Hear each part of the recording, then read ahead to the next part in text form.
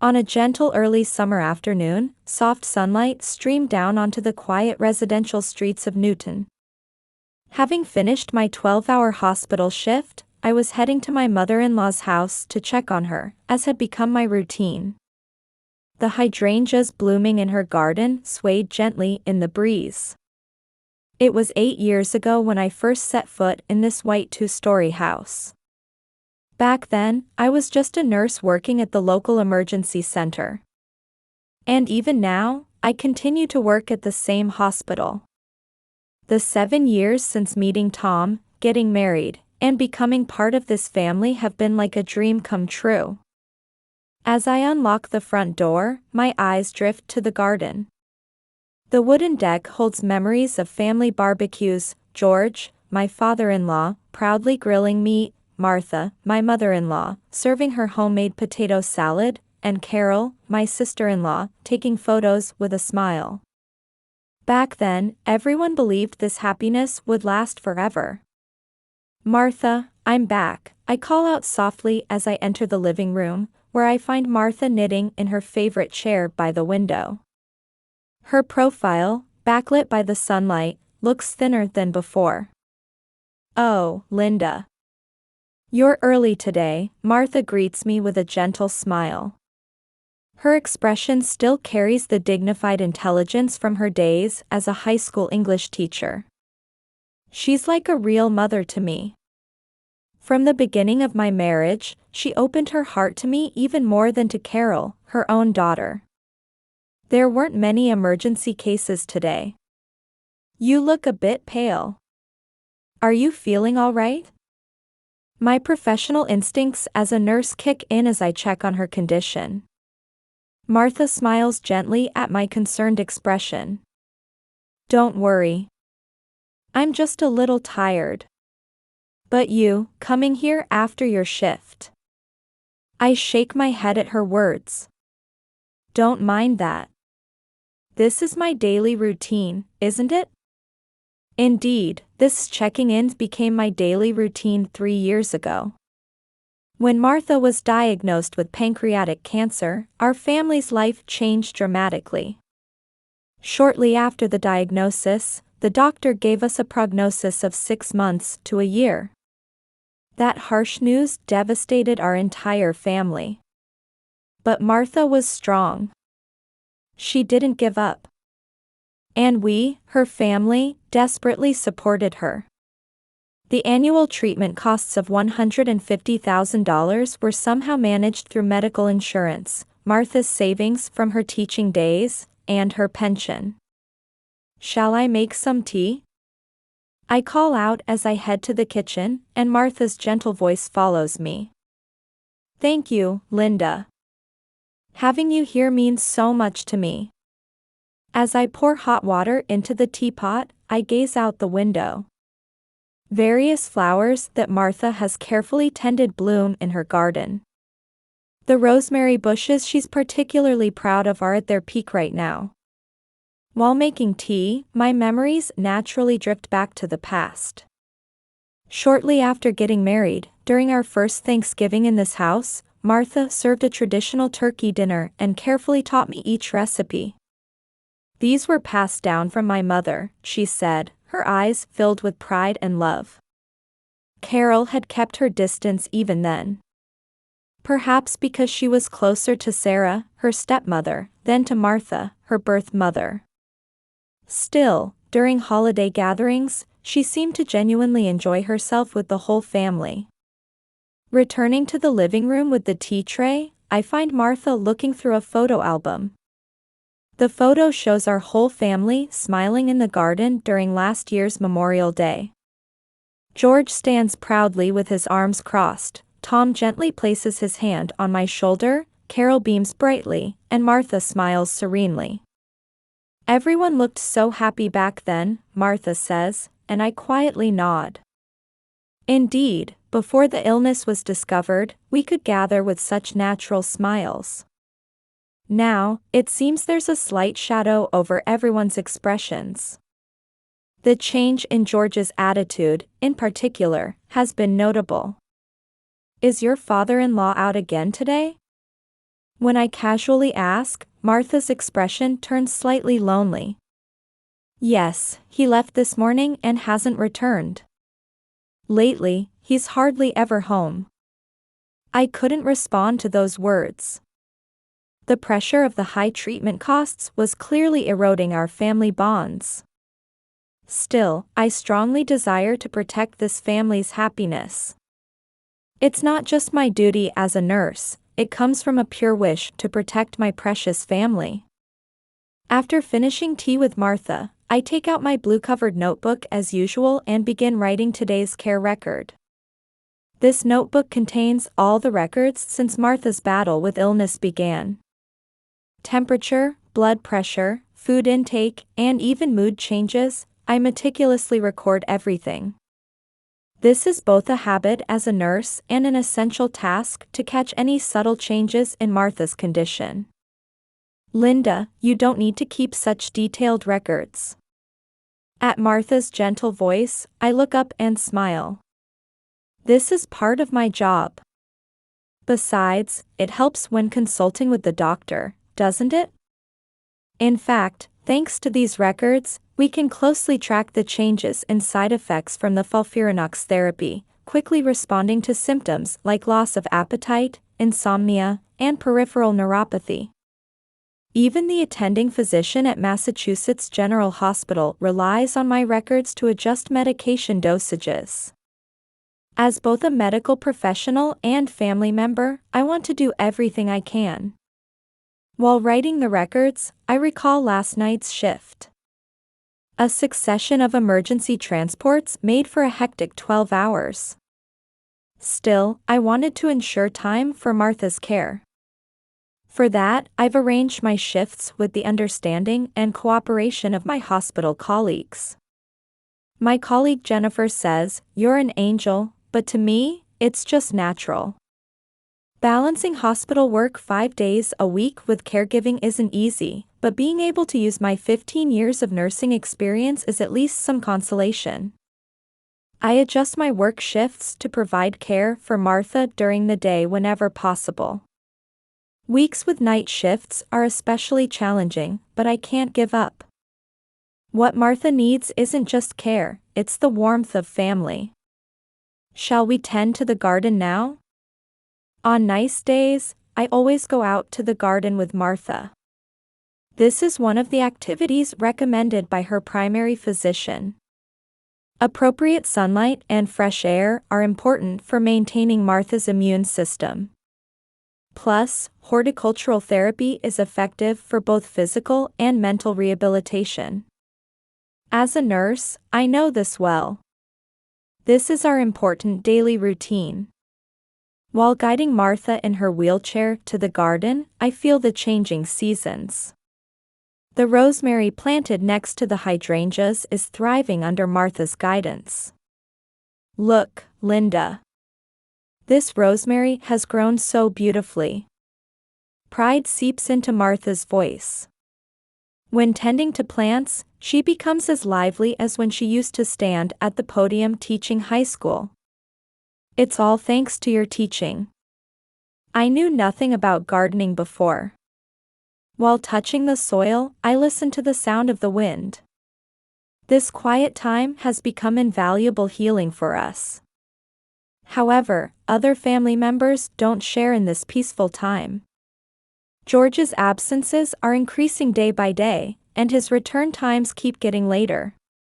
He used to always spend holidays with the family, but now he doesn't come home until late, claiming work socializing. When he does return, he seems somewhat irritated and barely looks at Martha's condition before shutting himself in his room. Last Sunday, during a rare family dinner when everyone was present, he seemed restless. Frequently checking his smartphone and worrying about incoming calls, he showed no trace of the mild-mannered father-in-law he once was. Perhaps the pressure of treatment costs has changed him. Even on holidays, he finds excuses to be away from home. Carol remains absorbed in her social media posts, desperate to project an image of perfect life that shows no sign of her mother's illness. Recently, she proudly posted a photo of her new luxury brand bag. Though she barely visits her mother's hospital room once a month, she never fails to post about family bonds on social media. I feel conflicted about this contradiction. She's preoccupied with showing off luxury brands. And Tom, facing a promotion at his IT company, barely comes home, using work as an excuse. He's away on business trips half the week. Though he shows concern for his mother's condition, he rarely takes action. "I'm leaving it to you, Linda. You've got this," he says, entrusting everything to me. While grateful for his words, I sometimes feel lonely. Everyone has their own life to live. Martha says this with a smile, but deep loneliness dwells in her eyes. Perhaps the lively holiday gatherings of the past will never return. One rainy afternoon, after finishing the usual care routine, Martha called out to me. "Linda, could you listen to something?" There was an unusual weight in her voice. Martha took out a small recorder from her bedside table drawer. "Carol gave me this for Christmas. Lately, I've been thinking about various things. I want to leave a record." I nodded silently. Martha pressed the recorder's button and began speaking quietly. "Linda, you're my angel. Without you these past 3 years, I don't think I could have endured." Tears welled up in my eyes at those words. I can feel the family changing bit by bit. Especially George. Martha's voice caught for a moment. "I'm worried about the treatment costs too. They're certainly expensive, but they should have been manageable with savings and insurance." I held my breath. Anxiety and doubt seeped through Martha's voice. "But I'm so glad you've been here. Linda, you've stood by me as both a nurse and a daughter. No words can express my gratitude enough." When the recorder button stopped, a heavy silence fell over the room. Martha's confession felt like a last will and testament. "Linda, promise me. This stays our secret. Don't tell George or Carol yet." I silently held Martha's hand. It was cold and trembling slightly. Outside the window, the evening sky was beginning to turn red.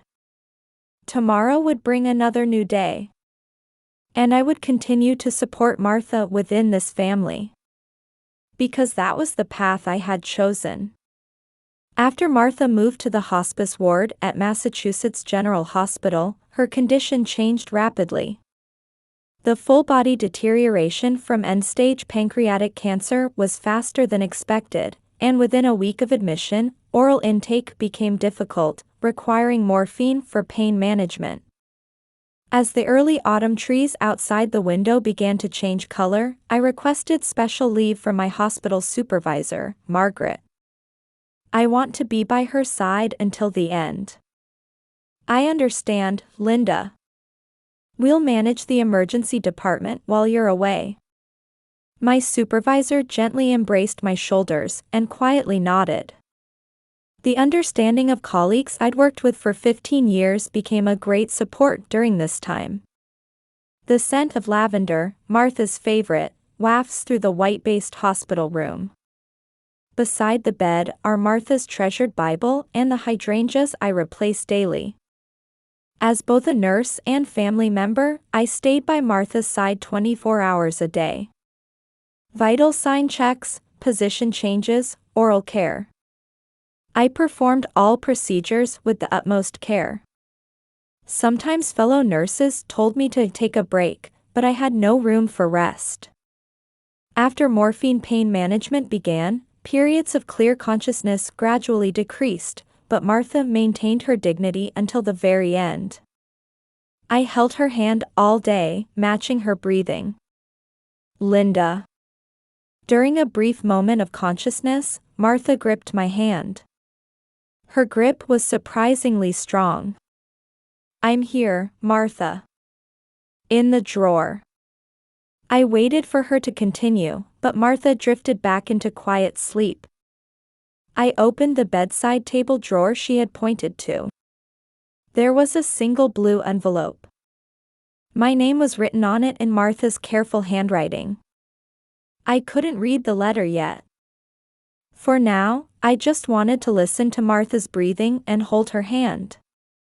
Family visits decreased with each passing day.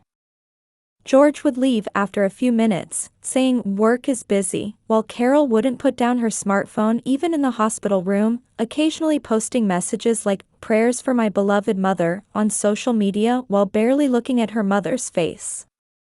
Tom would endlessly take work calls in the hallway, repeatedly missing precious moments when Martha was conscious. Though I felt irritated by their behavior, I maintained composure in front of Martha. From my nursing experience, I understood better than anyone that what was needed during this time was a peaceful environment. Everyone's busy, aren't they? One day, Martha murmured these words. Her voice held no trace of blame, only deep understanding and acceptance. But having you here, really. I felt a lump form in my throat. Of course. Martha, you're my precious family. The final week felt like a long dream.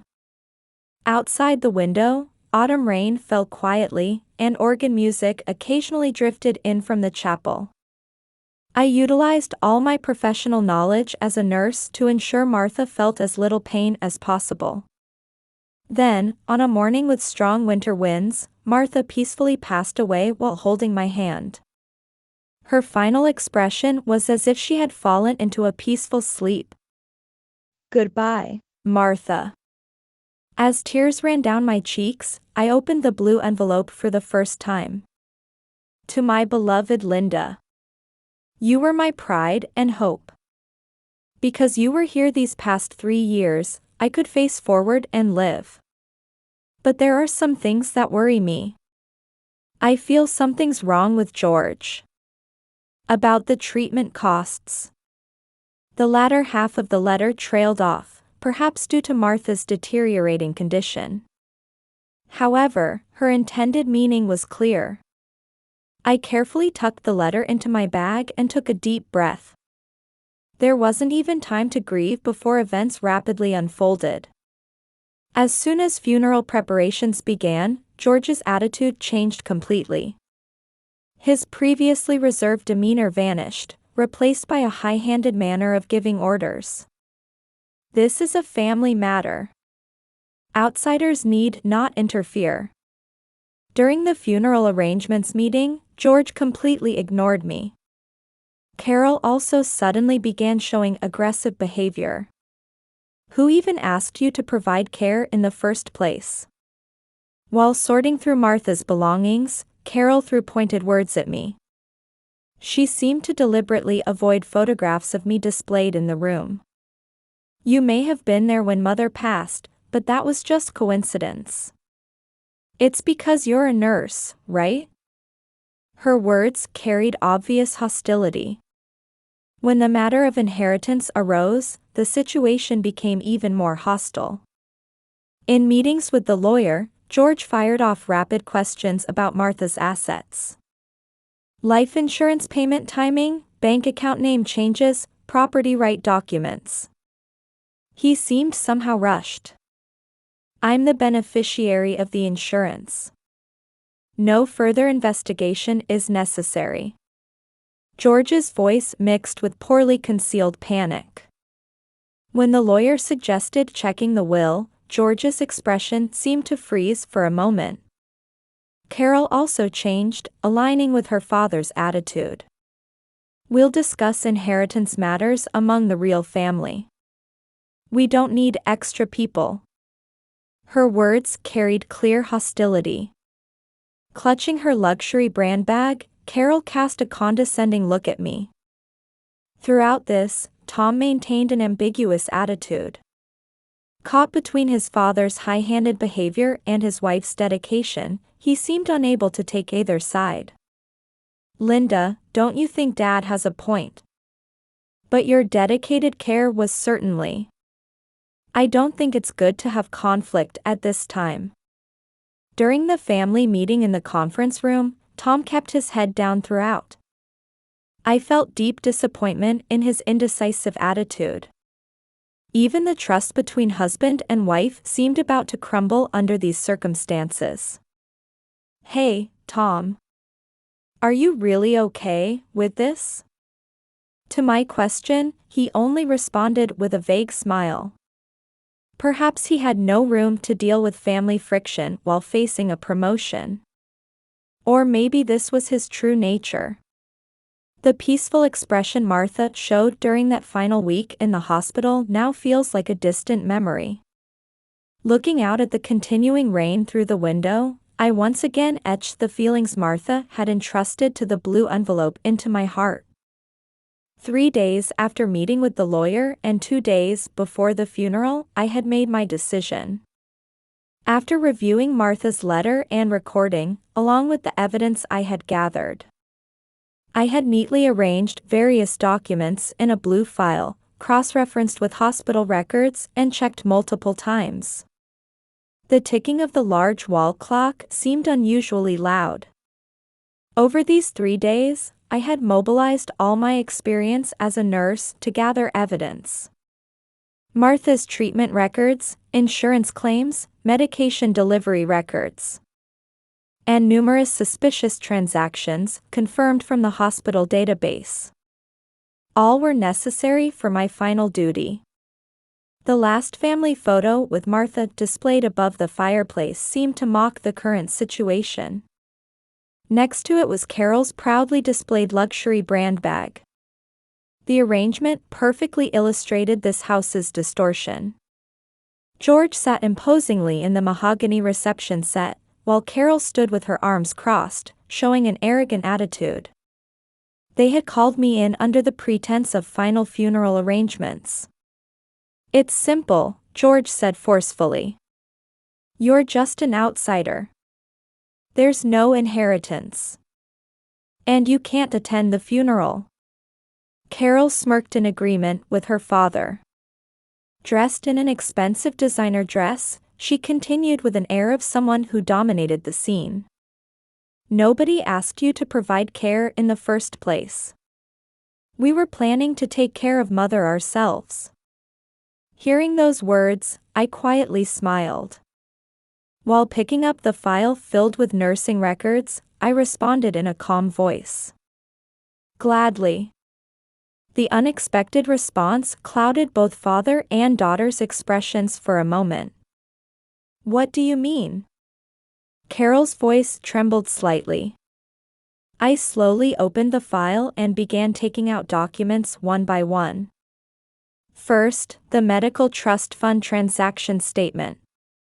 Next, copies of insurance company invoices. Then, documents regarding medication changes. Everything clearly told the story. George, could you explain this $500,000 withdrawal record? The color drained from George's face. I continued matter-of-factly. This amount, which was recorded as Martha's treatment expenses, was actually used at the local casino. Of course, I have the security camera footage stored. What are you talking about? There can't be any evidence. George's voice rose in pitch. Carol, you forged this signature, didn't you? You were good at imitating your mother's signature. But I've seen Martha's handwriting almost daily for 3 years. The subtle differences are obvious. Carol's face turned pale beneath her makeup. And here's the most important evidence. I took out the small recorder from my pocket. It was what Martha had entrusted to me at the end. When I pressed play, Martha's voice quietly filled the room. George has been misappropriating treatment funds. My medications were switched to cheaper ones without my knowledge. Carol seems to be involved too. As George tried to stand up, I calmly stopped him. Please sit down. We're not finished yet. With my observational skills honed as a nurse, I had grasped everything.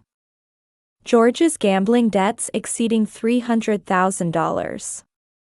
His weekend splurges at Emerald Casino, high-stakes baccarat bets. Traces of threatening collection attempts from loan sharks. Carol's credit card statements showed astounding figures. Chanel, Gucci, Hermes. $3,000 for a single bag. Monthly shopping averaging over $20,000. Crazy expenditures to maintain her celebrity wife image for social media followers. And most malicious was their sophisticated method of diverting Martha's treatment funds. I built up the facts one by one, taking notes.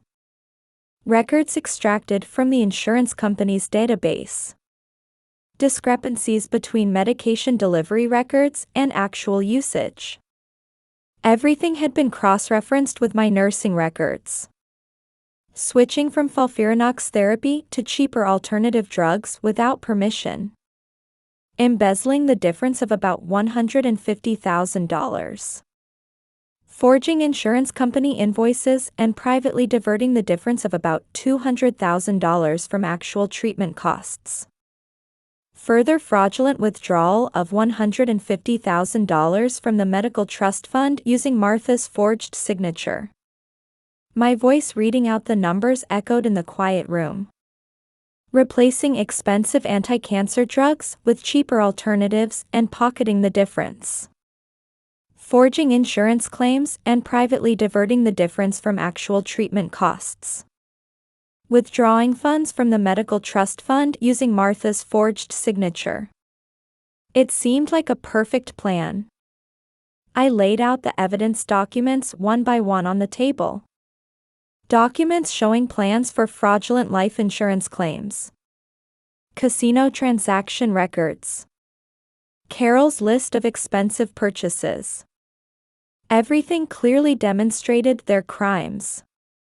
But you two overlooked one important thing. I wasn't just a caregiver. As a nurse with 15 years of experience, I was more sensitive than anyone to anomalies in medical records. George and Carol stared at the evidence documents with trembling hands. This isn't. Carol tried to make excuses, but I cut her off. That's enough. Tomorrow morning at 9 o'clock, I will submit this evidence to the police. Insurance fraud and medical expense misappropriation. It will be prosecuted as a federal crime. Wait. If we settle. George's voice had completely lost its authority. With trembling hands, he tried to take out a business card from his wallet. Let's call a lawyer. We can discuss this. It's too late. I cut him off with a resolute voice. The weight of witnessing patients' deaths as a nurse gave strength to my voice. Martha died in pain. She couldn't receive the best treatment she should have had. If she had received the standard FOLFIRINOX therapy, maybe. My words caught in my throat. As a healthcare professional, I also blame myself for not noticing these facts sooner. But now, I must suppress those emotions. You even exchanged her life for money. Martha believed in you until the end. You trampled on that trust. The sound of rain hitting the windows seemed to grow stronger. The curtains Martha had treasured filtered the lonely evening light. I gladly accept not attending the funeral. I'll leave this to the police. As my final duty to Martha. Linda, wait. Carol's cry reaches my back. When I turn around, her perfect makeup has crumbled, with black tears streaming down her cheeks. Her figure wrapped in the luxury brand dress now looks painfully empty. Please, our lives. To those words, I quietly shook my head. You were the ones who took Martha's life. Father and daughter watched wordlessly as I stood up. I touched the blue envelope entrusted by Martha, straightened my back, and left the room. Tom, who must have heard everything, was nowhere to be seen in the hallway. That night, the evidence I submitted to the police created bigger ripples than expected. Insurance fraud and medical expense misappropriation, serious federal crimes. The Boston Police Economic Crime Division moved immediately, and by the next morning, arrest warrants were issued for George and Carol. At the time of arrest, George no longer showed any trace of that imposing man. The nightmarish choice of involving his daughter in embezzling his wife's treatment funds to repay his Emerald Casino debts would forever change his life. How did you figure it out? With handcuffs being put on, George asked me in a trembling voice. As a nurse, my mission is to protect patients' lives. The sudden change in Martha's condition was clearly unnatural. Carol continued crying until the police arrived. Clutching her luxury brand bag, her repeated "I'm sorry, Mom," was a pitiful sight. What she had lost between social media vanity and reality was too great. The case was widely reported. Nurse uncovers medical expense fraud, guilt over not saving mother-in-law drives truth-seeking. As newspapers reported the story, I quietly watched over the execution of Martha's will. When the true will was revealed, more facts came to light. Martha had left me her book collection and the garden's rosemary. And she wished to leave part of her teacher's retirement fund as a scholarship for nursing students. You were an educator until the end, weren't you, Martha? I couldn't help but smile while reading the will. A week after the incident, Tom visited me at my hospital. His expression showed a determination I had never seen before. "Linda, I want you to hear me out." On a bench in the hospital courtyard, Tom began to speak his true feelings for the first time. That day, I heard everything in the hallway. But I didn't have the courage to take your side in front of my father. I know how much that cowardice hurt you. The autumn sunlight cast gentle shadows between us. To be honest, I still can't forgive you. But I appreciate that you came. Tom quietly nodded at my words. This might become our new starting point. The criminal trial concluded faster than expected. George received a prison sentence, while Carol received a suspended sentence. Including restitution to the insurance company and additional taxes, the price they had to pay was enormous. After the sentencing, I visited Martha's grave for the first time. While placing freshly bloomed hydrangeas on the white marble tombstone, I reread the letter from the blue envelope. To my beloved Linda. You were my angel. And you still are. By the time you read this letter, I will be gone. But my will lives on in you. You maintained the courage to do what was right until the end. Please continue to help people with that strength. You are my pride. With eternal love. Martha. While gently touching the tombstone, I spoke to Martha in my heart. I promise. I will surely carry on your wishes. Back at Massachusetts General Hospital, new medical residents were visiting the emergency department. In their earnest gazes, I see my former self. Everyone, protecting patients' lives sometimes requires major decisions. But that is our mission as medical professionals. As I spoke to the residents, I was certain. This was the new form of life that Martha had wanted for me. Outside the window, the rosemary planted in the hospital courtyard wafted its gentle fragrance.